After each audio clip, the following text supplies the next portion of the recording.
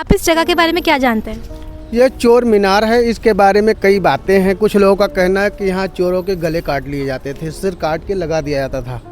बच्चे यहाँ पे घूमने आते, बहुत अच्छा लगता है। तुम्हारा पुनर्जन्म तो नहीं है? ये खुलना चाहिए और इसकी साफ सफाई भी होनी चाहिए। तो आज जिस जगह के बारे में मैं आपको बताने वाली हूँ, सुनने में ऐसा लगेगा कि ये चोरों की रहने की जगह थी। यहाँ पे चोर राजाओं से छुप के रहा करते थे, मगर असलियत में इसका इतिहास उतना ही ज़्यादा इम्पोर्टेंट है, उससे भी ज़्यादा खून से रंगा हुआ। इस जगह का नाम है चोर मीनार। दूर से देखने में ऐसा लगेगा कि ये एक अधूरा मीनार है, जैसे कि अलाई मीनार था, जो कि अलाउद्दीन खिलजी का मीनार हो सकता था, जिसका इतिहास कुतुब मीनार के जितना ही पुराना बन पाता अगर वो पूरा होता, मगर वो अलाउद्दीन खिलजी का मीनार कभी पूरा नहीं हो पाया। मगर चोर मीनार का इतिहास थोड़ा अलग है। चोर मीनार एक ऐसा मीनार है जिसे इतिहास में बहुत ही संजो के रखा गया है। आज ये जगह बच्चों के क्रिकेट खेलने के लिए काम आती है। इस मीनार का इतिहास काफ़ी ज़्यादा रोमांचक है। बताया जाता है कि जिस टाइम पे मीनार बना, उसे बनवाने वाले थे अलाउद्दीन खिलजी, और उन्होंने ये मीनार इसलिए बनाया था कि वो लोगों के बीच में दहशत पैदा कर सके, उन सभी लोगों के बीच में जो चोरी किया करते थे, जो लोगों के साथ बुरा किया करते थे। अलाउद्दीन खिलजी का इतिहास भी कुछ अलग ही था। अलाउद्दीन खिलजी ने जो है अपने ससुर को मार के तख्त हासिल किया था, मगर उसके पीछे एक कारण ये भी बताया जाता है कि अलाउद्दीन खिलजी के ससुर ने जो है मंगोलों को इस पूरे राज्य में आने का न्योता दिया था, जिसके बाद मंगोलों ने धीरे धीरे आसपास के लोगों को मारना शुरू किया और वो जहाँ से भी निकलते वहाँ की सारी चीज़ों को तहस नहस कर देते थे। कुछ इतिहास के पन्नों में ये भी दर्शाया गया है कि मंगोल्स जो थे वो बहुत ही ज़्यादा निर्दय थे। वो किसी को मारने से पहले सोचते नहीं थे। वो एक इंसान का मांस जो है वो बहुत कम टाइम में ख़त्म कर देते थे।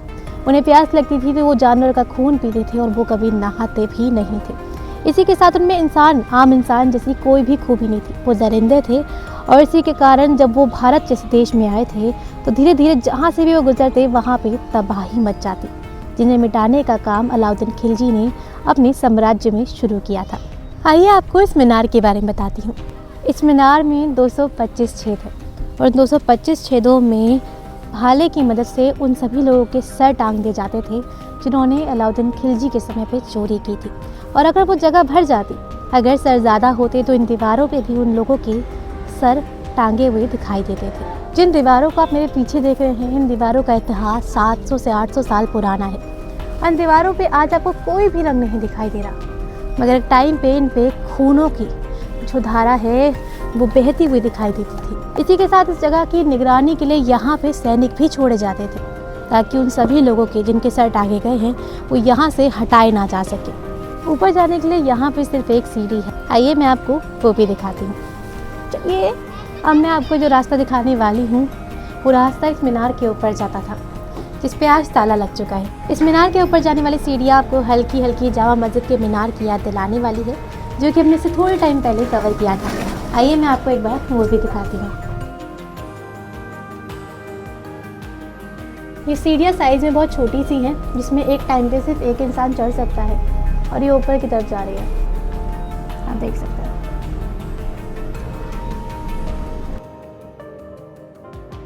ऊपर सैनिक इस जगह की निगरानी के लिए खड़े होते थे, जिसके लिए एक छोटी सी जगह भी है, और वही मीनार के ऊपर के लिए वेंटिलेशन का काम करता था, जहाँ से निगरानी भी होती थी और इस मीनार से दूर तक लोगों को देखा भी जाता था।